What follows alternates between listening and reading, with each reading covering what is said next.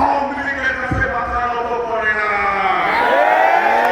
শুনলে অবাক হবে, সকালে টেলিফোন আসতো, ভাই আমার গরু নিয়ে গেছে, আমার ক্ষেতের ধান তুলে নিয়ে গেছে, পুকুরের মাছ নিয়ে গেছে,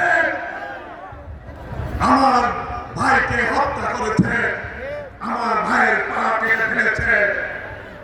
গোপালপুরে বাজারে যখনই আসতো, এখানে একটা ব্রিজ আছে থানার সামনে, ব্রিজে আওয়ামী লীগের অফিস ছিল, গুন্ডা পান্ডারা বসে থাকতো, বিএনপি দেখলে মাইগ্রেট করতো আর টাকা পয়সা নিত।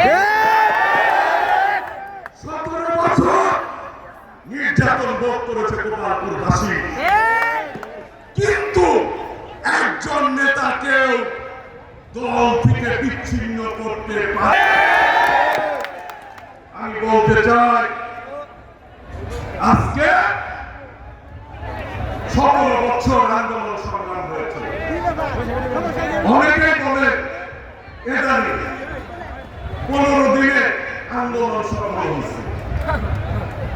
আমি বলতে চাই, বিএনপি লক্ষ লক্ষ নেতা কর্মী জেলে নির্যাতন ভোগ করেছে, অনেকের হাত নাই পা নাই, পঙ্গু হয়ে